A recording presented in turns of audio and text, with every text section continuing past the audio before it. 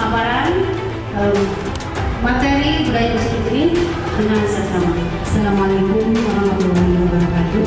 Waalaikumsalam warahmatullahi wabarakatuh.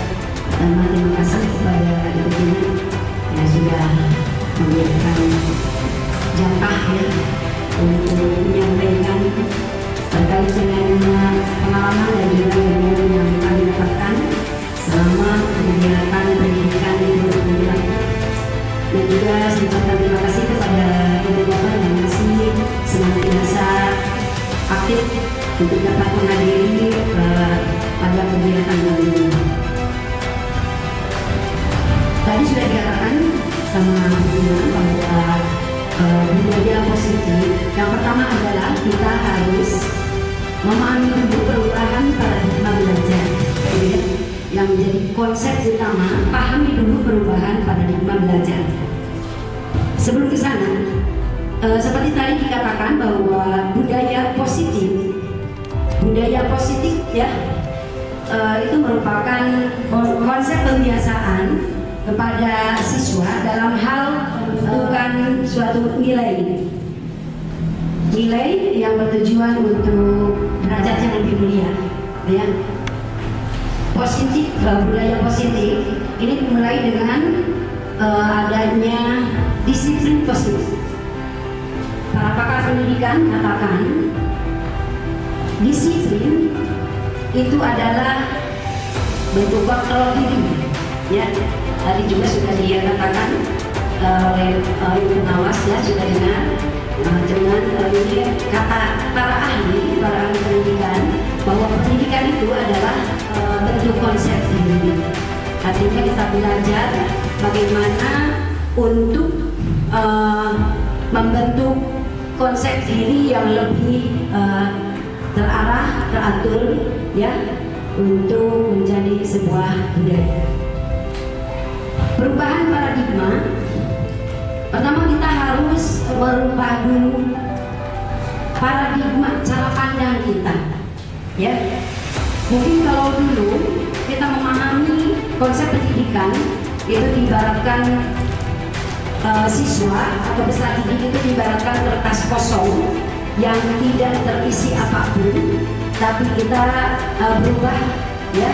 Setelah kami mengikuti pendidikan, kami dipahamkan untuk mengikuti filosofi Diajar Dewantara bahwa pendidikan adalah menuntun kodrat anak sehingga mereka mendapatkan kebahagiaan, mendapatkan keselamatan, kebahagiaan yang setingginya sebagai manusia, ya, sebagai pribadi manusia dan juga sebagai anggota masyarakat.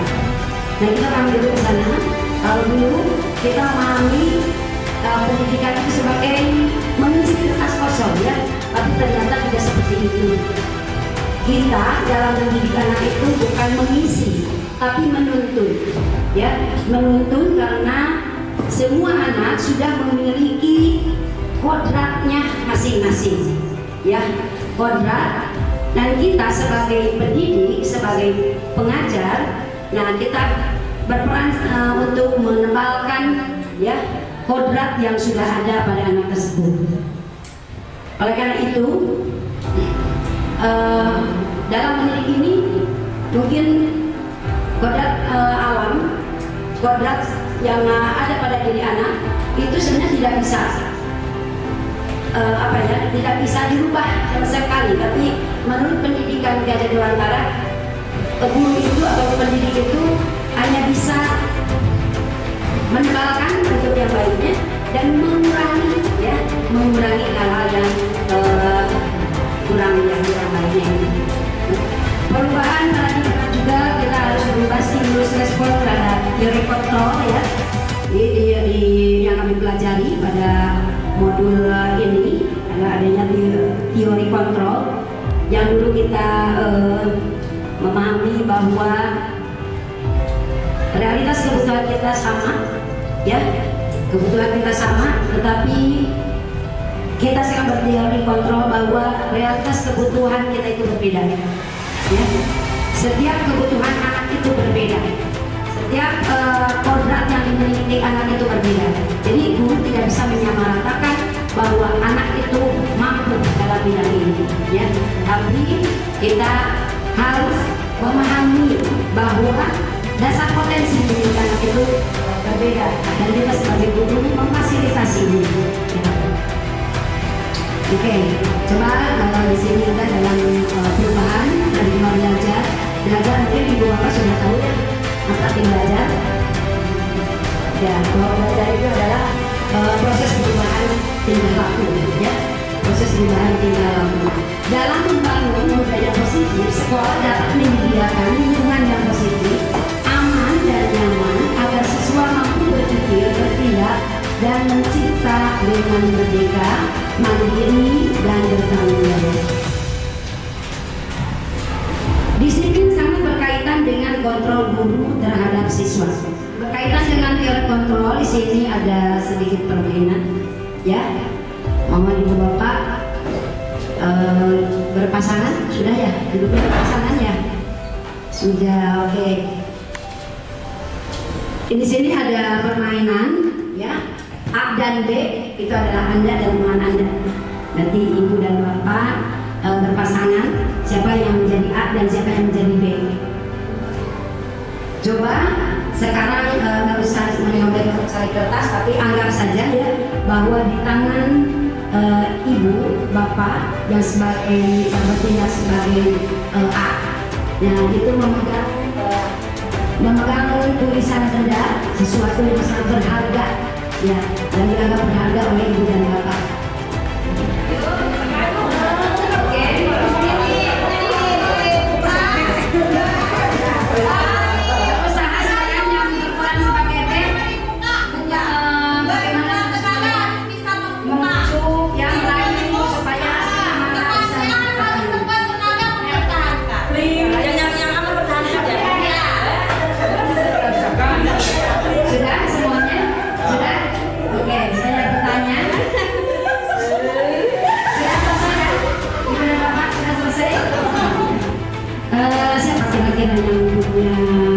Kontrol diri yang kuat, kontrol diri yang kuat, ya. Kenapa ibu bapak bisa memiliki kontrol yang kuat? Ya, coba alasannya kira-kira apa? Kemauan, kayak mempertahankan hak kita. Sekarang,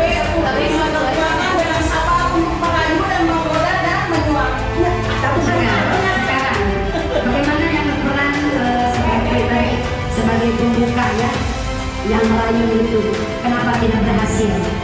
Karena kira-kira kenapa? Dia tidak ada Karena tidak tergoda. Dan itu yang disebut dengan beyond kontrol itu. Jadi kita bagaimana kita sebagai seorang guru, sebagai seorang pimpinan di dalam kelas, ya, memegang kontrol diri untuk peserta didik kita, ya. Jika kita biasanya di dalam kelas itu kan kita berperan sebagai pendidik, nanti akan dibahas bagaimana kedudukan guru yang sebaiknya di dalam kelas, ya. Nanti akan dibahas oleh teman saya untuk berikutnya. Nah, yang pasti bahwa kita terhadap merubah kodrat yang sudah ada pada anak, tapi kita bisa menuntun, mengarahkan, ya, memfasilitasi bagaimana supaya kodrat yang ada atau potensi yang ada pada anak itu lebih terarah, ya, lebih terarah dan lebih ke arah positif lagi. Oke, ini selanjutnya adalah disiplin positif. Apakah makna disiplin? Disiplin adalah bentuk kontrol, ya, kata para pakar pendidikan. Salah satunya adalah Ki Hajar Dewantara bahwa disiplin merupakan bentuk kontrol diri atau belajar mengontrol diri agar mencapai sebuah tujuan yang mulia. Cara untuk melakukan kontrol diri dan bertanggung jawab terhadap apa yang dilakukannya, dan membangun anak memiliki motivasi secara intrinsik. Ya, seperti yang dikatakan bahwa disiplin positif itu yaitu untuk melakukan kontrol diri untuk melakukan kontrol diri dan rasa tanggung jawab terhadap apa yang kita lakukan. Semestinya melakukan disiplin positif ini tentunya dengan motivasi secara intensif yang dikatakan diselenggarakan. Berarti ada reward, ada hukuman, tidak seperti itu, tapi betul-betul datang dari hati nurani bahwa kita menghargai diri kita ya untuk menjadi pribadi yang baik dan mempunyai nilai-nilai itu. Kebutuhan untuk diterima. Kebutuhan ini termasuk kebutuhan psikologis ya. Seperti rasa diterima, dipedulikan, berbagi, bekerja sama, menjadi bagian dari suatu kelompok, dikasihi atau mengasihi, disayangi atau menyayangi. Kebutuhan dasar manusia yang berikutnya adalah kekuasaan dan penguasaan. Kebutuhan pengukuran atas kemampuan. Kebutuhan ini berhubungan dengan kekuatan seseorang untuk mencapai sesuatu, menjadi kompeten, menjadi terampil, pemimpin, berprestasi, ya diakui dan didengar. Jadi ini bahwa kebutuhan dasar manusia bahwa kita memiliki rasa berkuasa, ya, rasa percaya diri dan juga yang merasa berkuasa saja bahwa saya mampu, ya, saya bisa, ya, dan juga saya harus didengar. Ya, apa yang dikatakan saya didengar. Saya ingin diakui. Apa yang dikatakan ingin didengar. Seperti itu. Yang keempat, kebutuhan manusia, kebutuhan dasar manusia adalah kebebasan. Kebutuhan akan pilihan. Ya, ini kebutuhan akan pilihan. Kebutuhan untuk bebas adalah kebutuhan untuk mandiri, otonomi, ya otonom, memiliki pilihan, mengembangkan daya lenturnya dan mampu mengendalikan arahnya sendiri. Pemenuhan kebutuhan ini dapat dilakukan dengan menyediakan variasi waktu senggang, memberikan ruang untuk jadi diri sendiri yang merdeka serta liburan. Nah ya, kita memang setiap manusia ya ingin merasakan kebebasan ya, bebas untuk ya, dengan kebebasan ini berarti kita memunculkan rasa sifat kemandirian ya, otonom, memiliki kebebasan untuk memilih ya, kebebasan untuk mengembangkan daya potensi ya, mengembangkan potensi yang ada pada diri kita. Kebutuhan dasar manusia yang terakhir adalah kesenangan ya, kebutuhan untuk merasa senang. Kebutuhan akan kesenangan adalah kebutuhan untuk mencari kesenangan ya, dengan cara berhumor, bermain ya, bersenang-senang, bergembira, antusiasme dan juga tertawa ya. Bahkan di sini biasanya kebutuhan ini dapat dipenuhi dengan menyediakan tantangan ya, bisa dipenuhi dengan menyediakan tantangan. Biasanya kalau ada tantangan kita lebih semangat ya, happy ya. Hari ini kita akan membuat kesepakatan kelas ya. Kesepakatan kelas dibuat untuk tujuan untuk supaya kelas kita lebih tertib ya, lebih tertib, lebih disiplin, terutama ketika dalam pembelajaran ya. Jadi kita sepakati apa yang menjadi keinginan kita ketika kita lagi belajar ya. Diawali kesepakatan kelas, kita diawali dulu dengan peraturan yang biasa ada di dalam kelas ya. Coba silakan dari setiap kelompok harus mengajukan kira-kira peraturan yang seharusnya ada di kelas apa ya, silakan. Apa?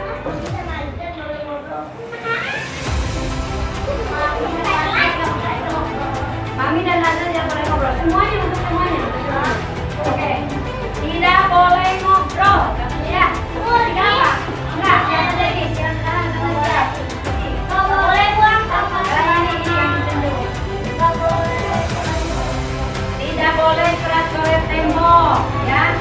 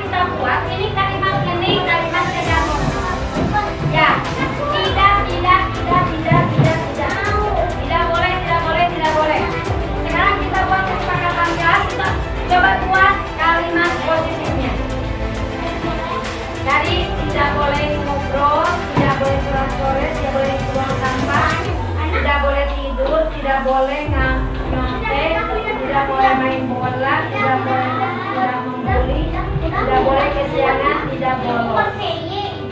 Ya, oke. Kalimat positifnya.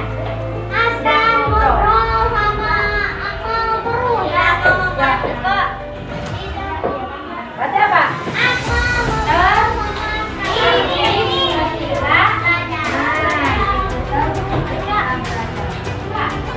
Coba, tidak boleh coret-coret tembok, tidak boleh buang sampah sembarangan. Ini ke sini, 2. Berarti kalimat positifnya apa? Apa ya? Menjaga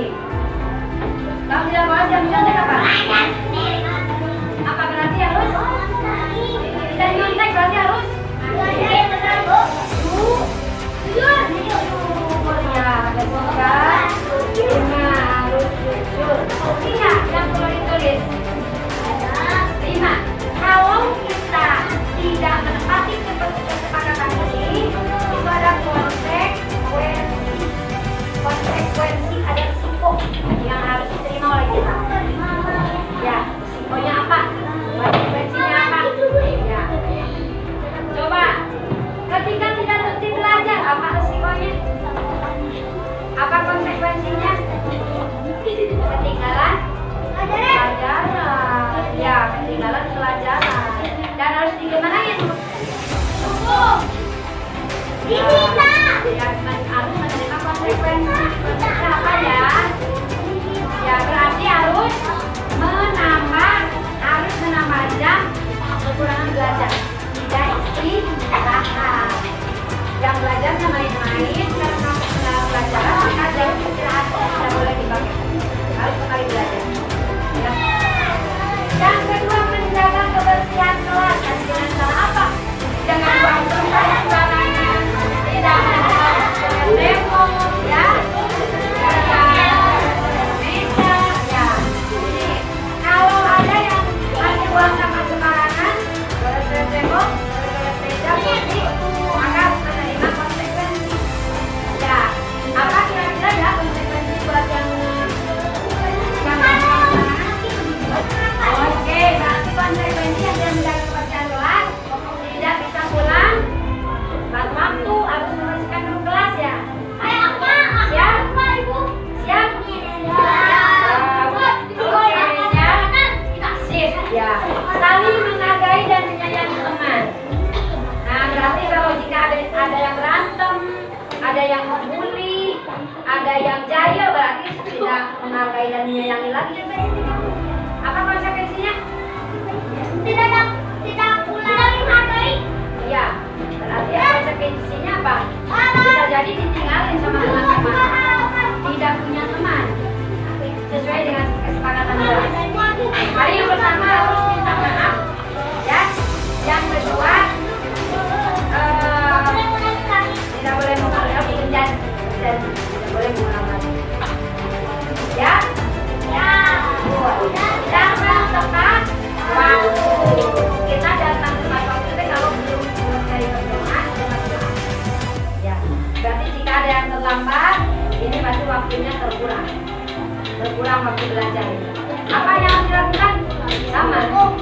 berisik? Paham. Tapi